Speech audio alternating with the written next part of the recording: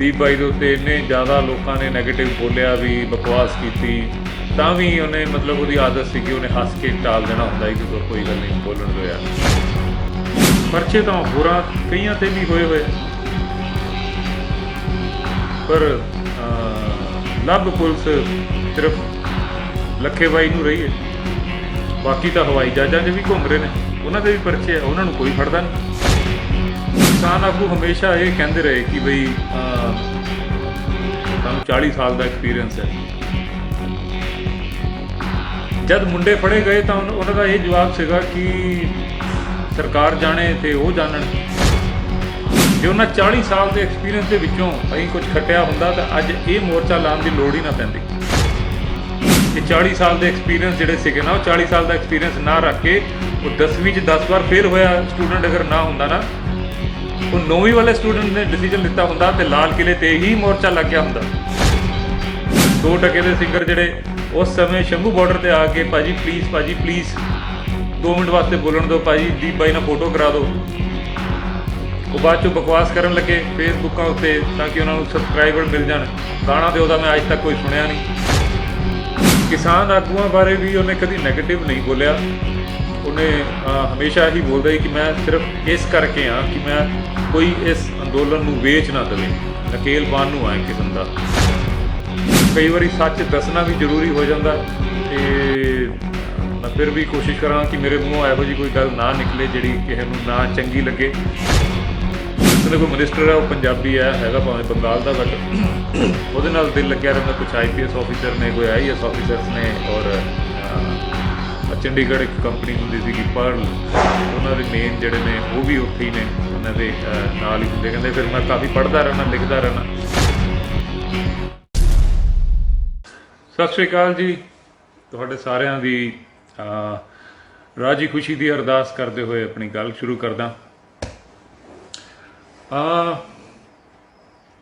ਵੈਸੇ ਮੈਨੂੰ ਲਾਈਵ ਲੂਵ ਤੋਂ ਮੈਨੂੰ ਬਹੁਤ ਜ਼ਿਆਦਾ ਮੈਂ ਕੰਫਰਟੇਬਲ ਜਾਂ ਨਹੀਂ ਹੁੰਦਾ, ਬਟ ਜਿੱਦਾਂ ਮੇਰੀ ਫਿਲਮਾਂ ਵੀ ਹੁੰਦੀਆਂ ਮੈਂ ਤਾਂ ਵੀ 1-2 ਵਾਰ ਸ਼ਾਇਦ ਲਾਈਵ ਗਿਆ ਹੋਵਾਂਗਾ। ਅਤੇ ਇਸ ਕਿਸਾਨ ਮੋਰਚੇ ਦੇ ਵਿੱਚ ਕਾਫੀ ਵਾਰੀ ਲਾਈਵ ਹੋਣਾ ਪਿਆ ਕਿਉਂਕਿ ਗੱਲਾਂ ਜ਼ਰੂਰੀ ਹੋ ਜਾਂਦੀਆਂ, ਫਿਰ ਲਾਈਵ ਆਉਣਾ ਪੈਂਦਾ। 2 ਦਿਨ ਪਹਿਲਾਂ 3 ਦਿਨ ਪਹਿਲਾਂ ਮੈਂ ਦੀਪ ਸਿੱਧੂ ਬਾਈ ਨੂੰ ਮਿਲ ਕੇ ਆਇਆ ਸੀਗਾ ਤਿਹਾੜ ਜੇਲ੍ਹ ਵਿੱਚ, ਅਤੇ ਕੱਲ੍ਹ ਪਰਸੋਂ ਮੈਂ ਕੁਛ ਪੋਸਟਾਂ ਦੇਖਦਾ ਪਿਆ ਸੀ ਜਿੱਥੇ ਕੋਈ ਦੀਪ ਬਾਈ ਨਾਲ ਕੁੱਟਮਾਰ ਦੀ ਗੱਲ ਹੋ ਰਹੀ ਸੀ ਕਿ ਉੱਥੇ ਕੁੱਟਮਾਰ ਹੋਈ ਹੈ ਏਜੰਸੀਆਂ ਵੱਲੋਂ, ਜਾਂ ਉਹਨੂੰ 7 ਸਾਲ ਦੀ ਕੈਦ ਹੋ ਗਈ ਹੈ, ਜਾਂ ਕੋਈ ਕੁਛ ਬੋਲਦਾ ਸੀ। ਅਤੇ ਫਿਰ ਮੈਨੂੰ ਲੱਗਿਆ ਕਿ ਲਾਈਵ ਆਉਣਾ ਚਾਹੀਦਾ। ਸਭ ਤੋਂ ਪਹਿਲਾਂ ਤਾਂ ਇਸ ਦੀਪ ਬਾਈ ਦੇ ਕੇਸ ਦੀ ਜਿਹੜੀ ਸਾਰੀ ਦੇਖ ਰੇਖ ਹੈਗੀ ਹੈ ਉਹ ਮਨਦੀਪ ਸਿੰਘ ਸਿੱਧੂ ਭਾਜੀ ਕਰ ਰਹੇ, ਜੋ ਦੀਪ ਬਾਈ ਦੇ ਛੋਟੇ ਭਰਾ ਨੇ। ਖੁਦ ਉਹ ਐਡਵੋਕੇਟ ਵੀ ਨੇ, ਪ੍ਰੈਕਟਿਸ ਕਰਦੇ ਨੇ, ਅਤੇ ਉਹ ਸਾਰਾ ਫਸਟ ਹੈਂਡ ਉਹ ਦੇਖਦੇ ਪਏ ਨੇ। ਅਤੇ ਕੁਛ ਵੀ ਤੁਹਾਨੂੰ ਜਿਹੜੀ ਗੱਲ ਹੋਵੇ ਦੀਪ ਬਾਈ ਦੇ ਬਾਰੇ 'ਚ ਜਾਂ ਕੇਸ ਦੇ ਬਾਰੇ 'ਚ, ਮੇਰੇ ਖਿਆਲ ਨਾਲ ਮਨਦੀਪ ਭਾਜੀ ਖੁਦ ਬਹੁਤ ਸੋਸ਼ਲ ਮੀਡੀਆ ਉੱਤੇ ਐਕਟਿਵ ਨਹੀਂ ਹੈਗੇ। ਉਹ ਬਹੁਤ ਥੋੜ੍ਹੇ ਸ਼ਾਈ ਕਿਸਮ, ਇੰਟਰੋਵਰਟ ਟਾਈਪ ਦੇ ਹੈਗੇ। ਚਿਣਕ ਉੱਦਾਂ ਹੀ ਹੈ, ਗੁੱਸਾ ਉੱਦਾਂ ਹੀ ਹੈ, ਦੀਪ ਬਾਈ ਵਰਗਾ ਮਨਦੀਪ ਭਾਈ ਦਾ ਵੀ, ਲੇਕਿਨ ਸੋਸ਼ਲ ਮੀਡੀਆ 'ਤੇ ਥੋੜ੍ਹਾ ਘੱਟ ਐਕਟਿਵ ਹੁੰਦੇ ਆ। ਹਰਪ੍ਰੀਤ ਸਿੰਘ ਦੇਵਗਨ ਭਾਜੀ, ਸ਼ੰਭੂ ਮੋਰਚਾ ਪੇਜ, ਇੱਥੋਂ ਤੁਸੀਂ ਸਹੀ ਜਿਹੜੀ ਜਾਣਕਾਰੀ ਹੈਗੀ ਹੈ ਦੀਪ ਭਾਈ ਦੇ ਕੇਸ ਦੀ ਉਹ ਤੁਹਾਨੂੰ ਮਿਲ ਸਕਦੀ ਹੈ। ਉਦੋਖੇ ਭਾਜੀ ਵੀ ਜੋ ਮਨਦੀਪ ਭਾਈ ਦੇ ਨਾਲ ਟੱਚ ਵਿੱਚ ਰਹਿੰਦੇ ਆ, ਅਤੇ ਉਹ ਵੀ ਜਿਹੜਾ ਲਿਖਦੇ ਆ ਉਹ ਗੱਲ ਕਰਨ ਤੋਂ ਬਾਅਦ ਲਿਖਦੇ ਆ, ਮਤਲਬ ਹਵਾ 'ਚ ਨਹੀਂ ਲਿਖਦੇ। ਅਤੇ ਕੋਈ ਵੀ ਗੱਲ ਹੈ ਉਹ ਤੁਹਾਨੂੰ ਹਰਪ੍ਰੀਤ ਸਿੰਘ ਦੇਵਗਨ ਭਾਜੀ, ਉਦੋਖੇ ਸਾਹਿਬ ਜਾਂ ਮਨਦੀਪ ਭਾਜੀ ਤੋਂ ਤੁਹਾਨੂੰ ਪਤਾ ਲੱਗੇ ਤਾਂ ਉਹੀ ਗੱਲ ਐਕਚੁਅਲ 'ਚ ਹੈਗੀ ਹੈ। ਅਤੇ ਮੇਰੀ ਜਦੋਂ ਗੱਲ ਹੋਈ ਮੈਂ ਉਸ ਗੱਲ 'ਤੇ ਆਉਣਾ।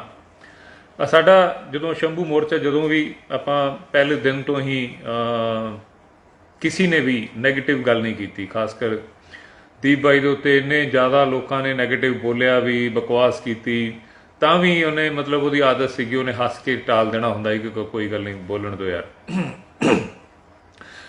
ਕਿਸਾਨ ਆਗੂਆਂ ਬਾਰੇ ਵੀ ਉਹਨੇ ਕਦੀ ਨੈਗੇਟਿਵ ਨਹੀਂ ਬੋਲਿਆ। ਉਹਨੇ ਹਮੇਸ਼ਾ ਹੀ ਬੋਲਦਾ ਸੀ ਕਿ ਮੈਂ ਸਿਰਫ ਇਸ ਕਰਕੇ ਆ ਕਿ ਮੈਂ ਕੋਈ ਇਸ ਅੰਦੋਲਨ ਨੂੰ ਵੇਚ ਨਾ ਦੇਵੇ, ਨਕੇਲ ਪਾਉਣ ਨੂੰ ਆ ਇੱਕ ਕਿਸਮ ਦਾ। ਤੇ ਉਹੀ ਉਸ ਦਾ ਕੰਮ ਸੀਗਾ, ਉਹੀ ਉਹ ਕਰਦਾ ਰਿਹਾ, ਉਹੀ ਉਹ ਅੱਜ ਵੀ ਕਰ ਰਿਹਾ।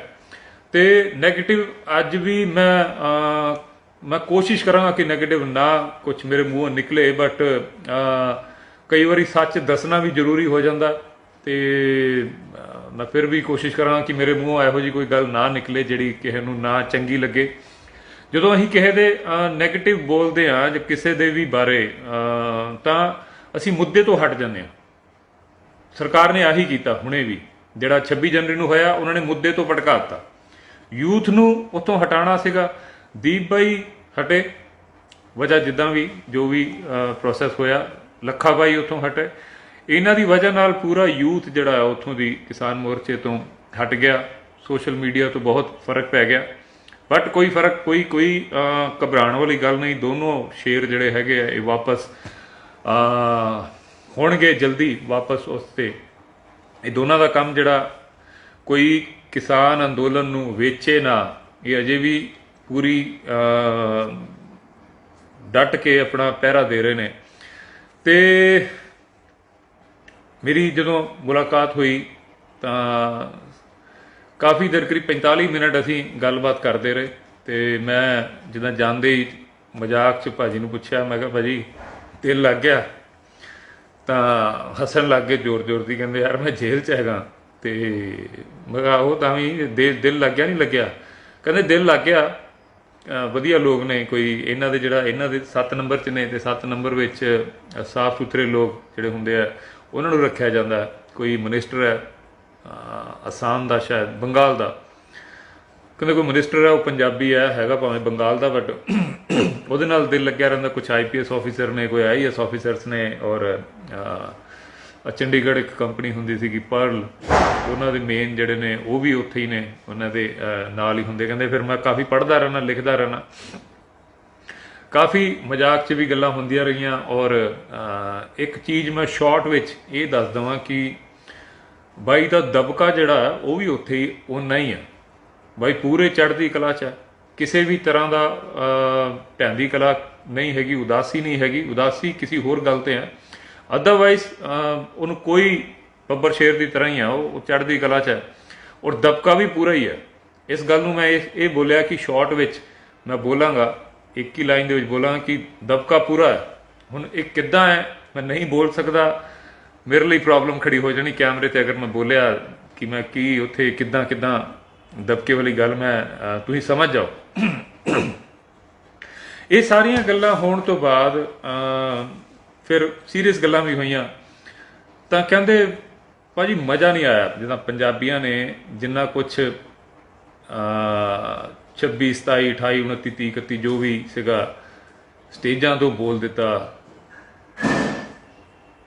ਉੱਥੇ ਉਦਾਸ ਹੋ ਗਏ। अब मैं स्टेटस पाया कि यार वो बंदा क्यों है, दीप सिद्धू भाई जेल च क्यों है? उन्हें कुटमार की है, उन्होंने मर्डर किया, उन्हें रेप किया, उन्हें डकैती मारी है। ये उन्हें पूछा ही मैनू, कहना भाजी मैं क्यों है यार जेल में, की मेरा ये लैवल है, कि ये मेरा स्टैंडर्ड है? हिंदुस्तान दियां टॉप दियां एजेंसियां, क्राइम ब्रांच, रॉ, ਇਹੋ ਜਿਹੀ ਏਜੰਸੀਆਂ ਨੂੰ ਮੈਂ ਝੇਲ ਰਿਹਾ, ਜੇਲ੍ਹ 'ਚ ਬੈਠਾ ਹੋਇਆ। ਦੇਸ਼ ਦਾ ਪ੍ਰਧਾਨ ਮੰਤਰੀ, ਹੋਮ ਮਿਨਿਸਟਰ, ਉਸ ਨੂੰ ਡਾਇਰੈਕਟ ਰਿਪੋਰਟਿੰਗ ਹੁੰਦੀ ਹੈ ਇਸ ਕੇਸ ਦੀ।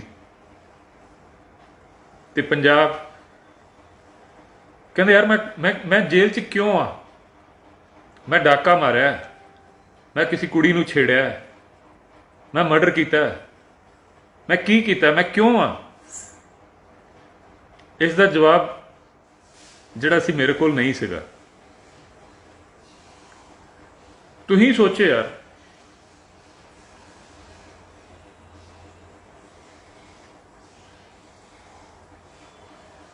ਪਰਚੇ ਤਾਂ ਹੋਰਾਂ ਕਈਆਂ ਤੇ ਵੀ ਹੋਏ ਆ, ਪਰ ਲੱਭ ਪੁਲਿਸ ਸਿਰਫ ਲੱਖੇ ਬਾਈ ਨੂੰ ਰਹੀ ਹੈ। ਬਾਕੀ ਤਾਂ ਹਵਾਈ ਜਹਾਜ਼ਾਂ 'ਚ ਵੀ ਘੁੰਮ ਰਹੇ ਨੇ, ਉਹਨਾਂ ਦੇ ਵੀ ਪਰਚੇ ਆ, ਉਹਨਾਂ ਨੂੰ ਕੋਈ ਫੜਦਾ ਨਹੀਂ। ਕਿਉਂ ਨਹੀਂ ਫੜਦਾ ਬਈ? ਜਿਹਨੂੰ ਉਹ ਸਰਕਾਰ ਦਾ ਬੀਜੇਪੀ ਦਾ ਬੰਦਾ ਦੱਸਦੇ ਸੀਗੇ ਉਹ ਜੇਲ੍ਹ 'ਚ ਹੈ।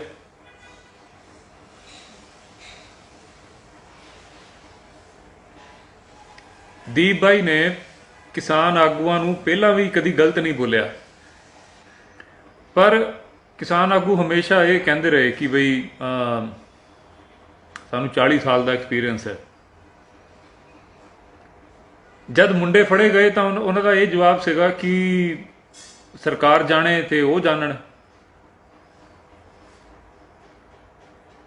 ਕੋਈ ਨਾ, ਤੁਸੀਂ ਸੋਚਿਓ ਕੱਲ ਨੂੰ ਦੇਸ਼ ਨੂੰ, ਕੌਮ ਨੂੰ ਜੇ ਲੋੜ ਪਈ ਤਾਂ ਕੀ ਪਹਿਲਾਂ ਲੋਕੀ ਹਿਸਾਬ ਲਾ ਲੈਣ? ਪੰਜਾਬ ਦੇ ਬਹੁਤ ਵੱਡੇ ਪੱਤਰਕਾਰ ਨੇ, ਮੈਂ ਨਾਮ ਨਹੀਂ ਲਵਾਂਗਾ ਉਹਨਾਂ ਦਾ, ਕ੍ਰਾਈਮ ਬ੍ਰਾਂਚ ਕਈ ਦਿਨ ਕਈ ਘੰਟੇ ਬੈਠੇ ਰਹੇ ਔਰ ਇੱਕ ਦਿਨ ਮੈਨੂੰ ਕਹਿੰਦੇ ਭਾਜੀ ਮੈਂ ਨਾ ਡਰਦਾ ਹੀ ਨਹੀਂ ਸੀ ਸਵਾਲ ਕਰਨ ਲੱਗੇ। ਆ ਪੂਰੇ ਕਿਸਾਨੀ ਸੰਘਰਸ਼ ਵਿੱਚ ਉਸ ਬੰਦੇ ਦਾ ਬਹੁਤ ਵੱਡਾ ਯੋਗਦਾਨ ਹੈ। ਕਹਿੰਦਾ ਡਰਦਾ ਹੀ ਨਹੀਂ ਸੀ, ਲੇਕਿਨ ਕਹਿੰਦਾ ਜਦ ਇੱਥੇ ਮੈਨੂੰ ਆਉਣਾ ਪਿਆ ਤਾਂ ਮੇਰੇ ਪਿੱਛੇ ਕੌਣ ਹੈ? ਇੱਕ ਬੰਦਾ ਵੀ ਨਹੀਂ।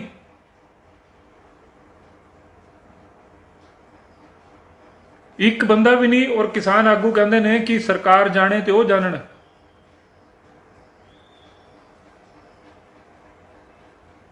ਮੈਂ ਮਾਫੀ ਮੰਗਦੇ ਹੋਏ ਇੱਕ ਗੱਲ ਕਹਾਂਗਾ, ਮੈਂ ਨੈਗੇਟਿਵ ਨਹੀਂ ਬੋਲਦਾ, ਪਰ ਮੈਂ ਇੱਕ ਐਗਜ਼ਾਮਪਲ ਦਿੰਦਾ ਵਾਂ।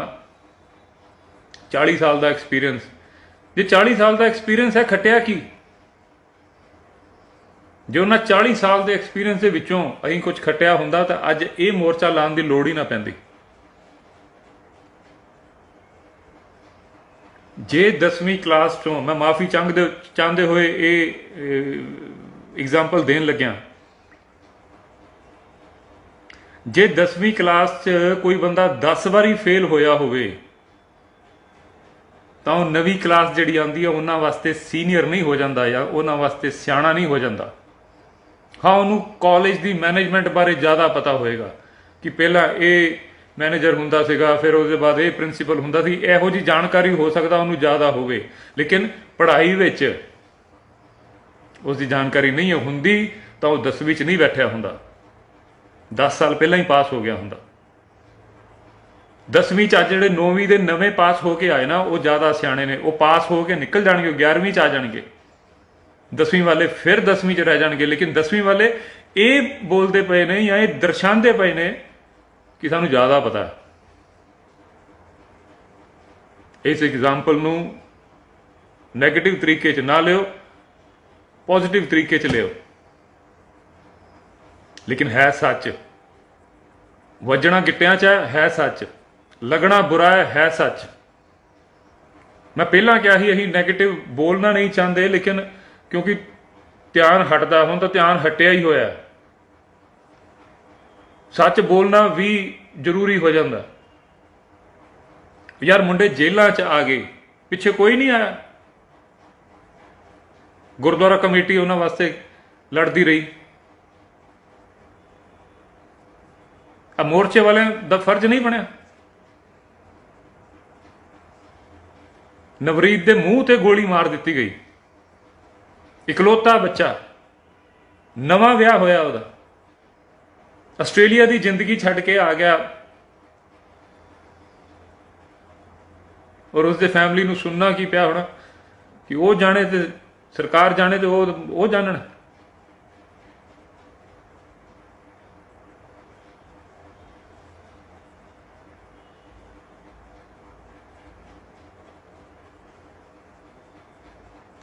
ਨਵਰੀਤ ਵਰਗਿਆਂ ਦੇ ਲਈ ਤਾਂ ਹੀ ਪੈਰ ਦੀ ਧੂੜ ਵੀ ਨਹੀਂ ਉਹਨਾਂ ਦੇ ਸਦਕੇ ਉਹ ਜੱਗੀ ਜਿਹੜਾ ਜਕਾਰੇ ਲਾ ਗਿਆ ਸਿਰ ਫਟਣ ਦੇ ਬਾਅਦ ਵੀ, ਉਹਦੇ ਸਦਕੇ ਯੋਧੇ ਹੋਰ ਆਉਂਦੇ ਰਹਿਣਗੇ।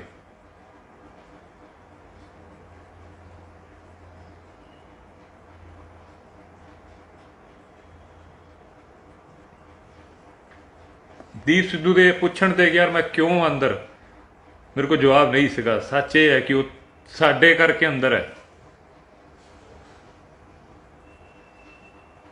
ਇਹ 40 ਸਾਲ ਦੇ ਐਕਸਪੀਰੀਅੰਸ ਜਿਹੜੇ ਸੀਗੇ ਨਾ, ਉਹ 40 ਸਾਲ ਦਾ ਐਕਸਪੀਰੀਅੰਸ ਨਾ ਰੱਖ ਕੇ ਉਹ 10ਵੀਂ 'ਚ 10 ਵਾਰ ਫੇਲ ਹੋਇਆ ਸਟੂਡੈਂਟ ਅਗਰ ਨਾ ਹੁੰਦਾ ਨਾ, ਉਹ 9ਵੀਂ ਵਾਲੇ ਸਟੂਡੈਂਟ ਨੇ ਡਿਸੀਜਨ ਲਿੱਤਾ ਹੁੰਦਾ ਤੇ ਲਾਲ ਕਿਲੇ ਤੇ ਹੀ ਮੋਰਚਾ ਲੱਗ ਗਿਆ ਹੁੰਦਾ,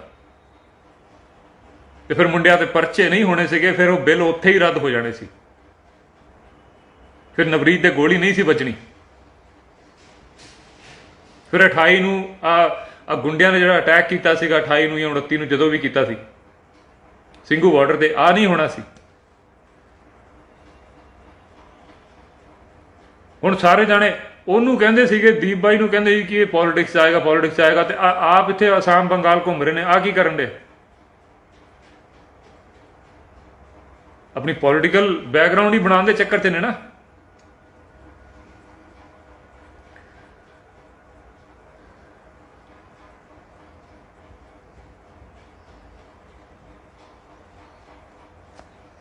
मैं नहीं सोचा सीगा मैं इदा बोलूँगा, बट बोलना सच दसना, सच ते डिस्कस करना भी जरूरी है।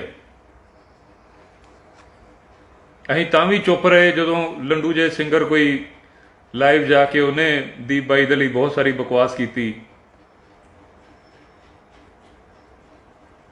असीं तां भी नहीं बोले। वक्त आने ते पुछया जाएगा उन्होंने भी, ਉਹਨਾਂ ਲੰਡੂਆਂ ਸਿੰਗਰਾਂ ਨੂੰ ਵੀ। 2 ਟਕੇ ਦੇ ਸਿੰਗਰ ਜਿਹੜੇ ਉਸ ਸਮੇਂ ਸ਼ੰਭੂ ਬਾਰਡਰ ਤੇ ਆ ਕੇ ਭਾਜੀ ਪਲੀਜ਼ 2 ਮਿੰਟ ਵਾਸਤੇ ਬੋਲਣ ਦਿਓ, ਭਾਜੀ ਦੀਪ ਬਾਈ ਨਾਲ ਫੋਟੋ ਕਰਾ ਦਿਓ, ਉਹ ਬਾਅਦ ਚੋਂ ਬਕਵਾਸ ਕਰਨ ਲੱਗੇ ਫੇਸਬੁੱਕਾਂ ਉੱਤੇ ਤਾਂ ਕਿ ਉਹਨਾਂ ਨੂੰ ਸਬਸਕ੍ਰਾਈਬਰ ਮਿਲ ਜਾਣ। ਗਾਣਾ ਤੇ ਉਹਦਾ ਮੈਂ ਅੱਜ ਤੱਕ ਕੋਈ ਸੁਣਿਆ ਨਹੀਂ। ਆਹੀ ਉਹਨਾਂ ਕੋਲ ਆਖਰੀ ਸਹਾਰਾ ਸੀਗਾ ਕਿ ਇੱਦਾਂ ਬੋਲ ਲਓ। ਕਿਚੜ ਸੁੱਟ ਰਹੇ ਸੀਗੇ, ਉਹ ਕਿਚੜ ਉੱਪਰ ਨੂੰ ਸੁੱਟ ਰਹੇ ਸੀ, ਉਹਨਾਂ ਦੇ ਮੂੰਹ ਤੇ ਹੀ ਡਿੱਗਿਆ। ਦੀਪ ਬਾਈ ਨੂੰ ਤਾਂ ਕੋਈ ਫਰਕ ਪਿਆ ਨਹੀਂ ਉਹਦਾ। ਅੱਜ ਸੱਚ ਹੈ, ਪੂਰਾ ਫੇਸਬੁੱਕ ਛਾਂਟ ਕੇ ਵੇਖ ਲਓ, ਕੋਈ ਟਾਵਾਂ ਕੋਈ ਬੇਵਕੂਫ ਹੋਏਗਾ ਜੋ ਦੀਪ ਬਾਈ ਦੇ ਖਿਲਾਫ ਲਿਖਦਾ ਹੋਏਗਾ ਜਾਂ ਲੱਖੇ ਬਾਈ ਦੇ ਖਿਲਾਫ ਲਿਖਦਾ ਹੋਏਗਾ। ਕੋਈ ਬੇਵਕੂਫ ਹੀ ਹੋਏਗਾ, ਖੋਤਾ ਹੀ ਹੋਏਗਾ ਕੋਈ। ਔਰ ਉਹਨੂੰ ਵੀ ਅਗਰ ਅਕਲ ਨਹੀਂ ਆਈ ਤਾਂ ਫਿਰ ਰੱਬ ਹੀ ਉਹਦਾ ਮਾਲਿਕ ਹੈ।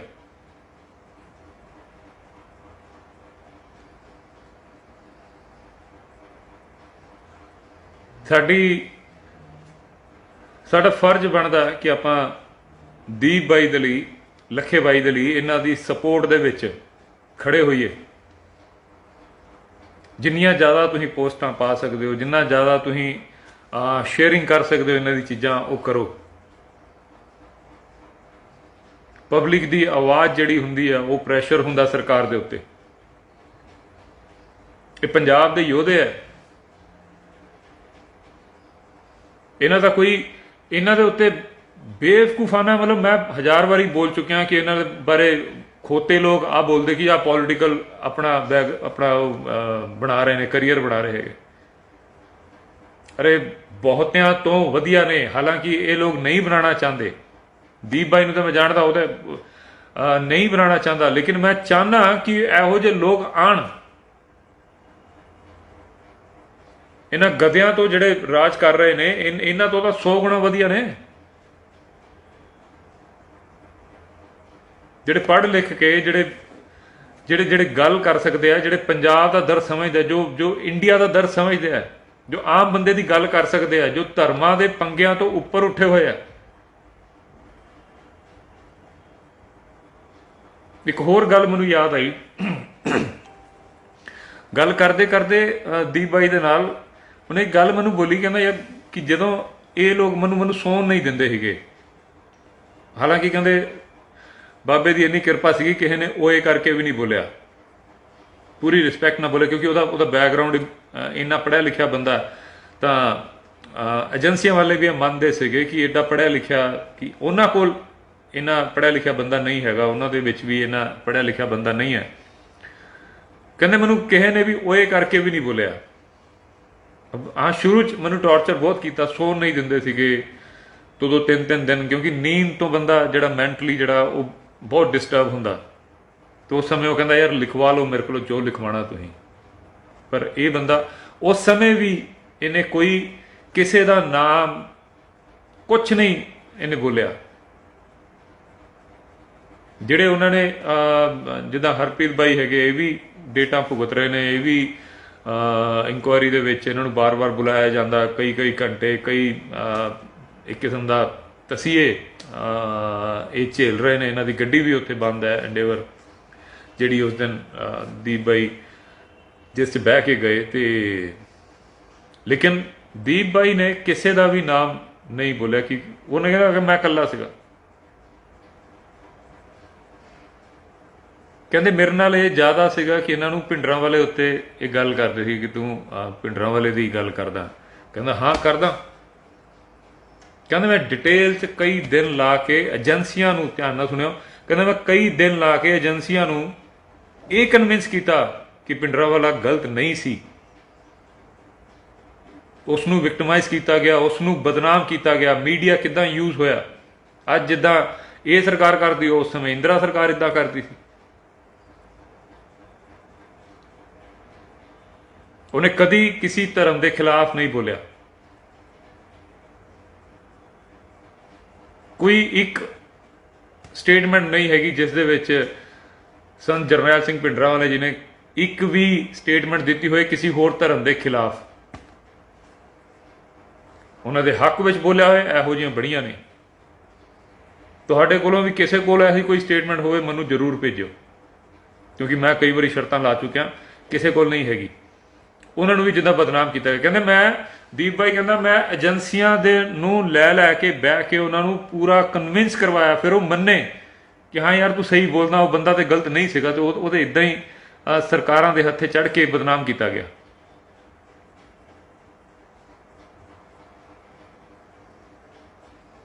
ਹੁਣ ਮੈਂ ਫਾਈਨਲ ਜਿਹੜੀ ਸ਼ਾਇਦ ਹੁਣ ਤੱਕ ਫਾਈਨਲ ਸਾਡਾ ਹੋਇਆ ਨਹੀਂ ਹੈ ਕਿ ਅਸੀਂ 2 ਅਪ੍ਰੈਲ ਨੂੰ ਦੀਪ ਸਿੱਧੂ ਭਾਈ ਦਾ ਜਨਮ ਦਿਨ ਹੈਗਾ, ਇਹ ਆਉਣ ਵਾਲੀ 2 ਤਰੀਕ ਨੂੰ। ਤੇ ਉਸ ਦਿਨ ਸ਼ਾਇਦ ਜਿੱਥੋਂ ਗੱਲ ਸ਼ੁਰੂ ਹੋਈ ਸੀ ਸ਼ੰਭੂ ਮੋਰਚੇ ਤੋਂ, ਸ਼ੰਭੂ ਮੋਰਚੇ ਤੇ ਹੀ ਇੱਕ ਵੱਡਾ ਧਰਨਾ ਲਾਉਣ ਦੀ ਪਲਾਨ ਕਰ ਰਹੇ ਹਾਂ। ਹਾਲੇ ਫਾਈਨਲ ਨਹੀਂ ਹੋਇਆ। ਜਦੋਂ ਫਾਈਨਲ ਹੋਏਗਾ ਤੇ ਹਰਪ੍ਰੀਤ ਭਾਈ ਦੇ ਉੱਥੋਂ ਪੇਜ ਤੋਂ ਜਾਂ ਸ਼ੰਭੂ ਮੋਰਚਾ ਪੇਜ ਤੋਂ ਅਨਾਉਂਸ ਕੀਤਾ ਜਾਏਗਾ। ਤੇ ਉਸ ਦੇ ਨਾਲ ਮੈਂ ਅੱਜ ਸਵੇਰੇ ਹੀ ਹਰਪ੍ਰੀਤ ਭਾਈ ਦੇ ਨਾਲ ਗੱਲ ਕਰ ਰਿਹਾ ਸੀਗਾ ਕਿ ਅਸੀਂ ਪੂਰੇ ਪੰਜਾਬ ਵਿੱਚ ਜਾਂ ਪੂਰੇ ਹਿੰਦੁਸਤਾਨ ਵਿੱਚ, ਬਲਕਿ ਪੂਰੇ ਵਰਲਡ ਵਿੱਚ 2 ਤਰੀਕ ਨੂੰ ਜਾਂ 2 ਤਰੀਕ ਤੋਂ ਅੱਗੇ ਪਿੱਛੇ ਵਰਲਡ ਜਿਹੜਾ ਬਲੱਡ ਡੋਨੇਸ਼ਨ ਹੈਗਾ ਉਹ ਕੈਂਪ ਲਗਾਏ ਜਾਣ। ਦੀਪ ਸਿੱਧੂ ਬਾਈ ਦਾ ਜਿਹੜਾ ਜਨਮ ਦਿਨ ਉਹ ਇੱਦਾਂ ਮਨਾਇਆ ਜਾਵੇ।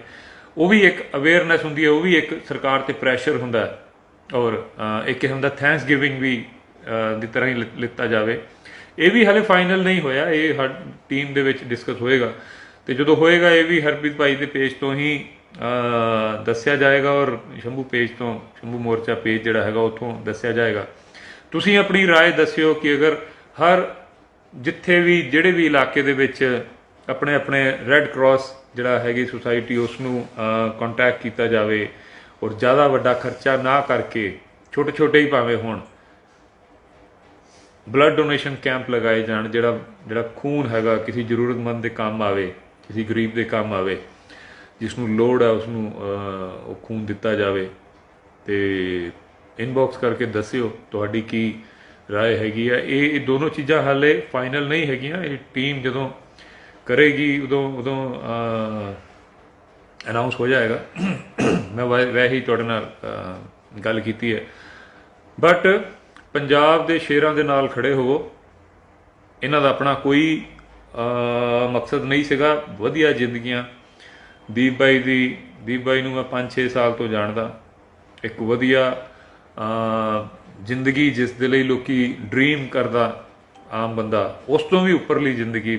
5 ਫਿਲਮਾਂ ਦਾ ਹੀਰੋ ਔਰ 2-2 ਕਰੋੜ ਦੀ ਗੱਡੀ ਚਲਾਉਣ ਵਾਲਾ ਬੰਦਾ, ਬੰਬੇ ਰਹਿਣ ਵਾਲਾ ਬੰਦਾ, ਇੰਨੀ ਵੱਡੀ ਕੰਪਨੀਆਂ, ਏਕਤਾ ਕਪੂਰ ਦਾ ਵਕੀਲ, ਆਲਟ ਬਾਲਾਜੀ ਜਿਹੜਾ ਉਸ ਦਾ ਵਕੀਲ, ਸੋਨੀ ਪਿਕਚਰ ਦਾ ਵਕੀਲ ਹੋਵੇ, ਜਿਹੜਾ ਰਾਕੇਸ਼ ਰੋਸ਼ਨ ਦਾ, ਰਿਤਿਕ ਰੋਸ਼ਨ ਵਗੈਰਾ ਜਿਹੜੇ ਹੈਗੇ ਨੇ ਇਸ ਦੇ ਫਾਦਰ, ਉਹਨਾਂ ਦਾ ਵਕੀਲ, ਦਿਓਲ ਫੈਮਿਲੀ ਦਾ ਵਕੀਲ, ਉਹ ਸਾਰਾ ਕੁਝ ਛੱਡ ਕੇ ਅੱਜ ਬੰਦਾ ਜੇਲ੍ਹ ਵਿੱਚ ਹੈ।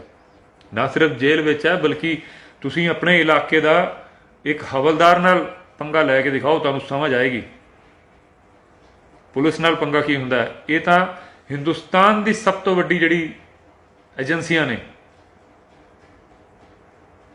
Crime branch of India, raw, इन्हों उत्ते सिर्फ होम मिनिस्टर है, उसके उपर सिर्फ प्रधानमंत्री है। ये केस डायरैक्टली प्रधानमंत्री और होम मिनिस्टर इसनों देख रहे हैं, और वो बंदे का कोई क्रिमिनल पंगा नहीं है जिस करके वो जेल विच है। वो तुहाडे करके, मेरे करके जेल विच है, किसान अंदोलन के करके जेल विच है। और मेरी गल याद रखियो, जिद्दण ये दोनों शेर इत्थे पहुंच जाएंगे ना, हिला के रख देंगे, हिला के रख देंगे। उस दिन इन्ना वड्डा इकट्ठ होएगा जिन्ना हुण तक होया, इस तो कई गुणा वड्डा इकट्ठ होएगा। हुण गेम तो असली हुण शुरू होएगी जिद्दण बाई बाहर आऊगा। अपनी राय जरूर दस्यो कि 2 तरीक वास्ते तो ये जिहड़ी भी अनाउंसमेंट होएगी दसी जाएगी। जे उसके जन्मदिन तो 1-2 दिन अगे पिछे करके असी blood donation camp world wide लगाए जान, तो तुहाडे विचों कौन कौन लगाना चाहता तो कोई किस का सजैशन होवे जरूर दस्यो। अज दे लिए इन्ना ही, जल्दी मिलते हैं दोबारा। सत श्री अकाल जी। साडा हर एक प्रोग्राम देखण ते साडे नाल जुड़न लई सबसक्राइब करो चैनल पंजाबी ते नोटिफिकेशन लई बैल आइकन वाले बटन ते क्लिक करो।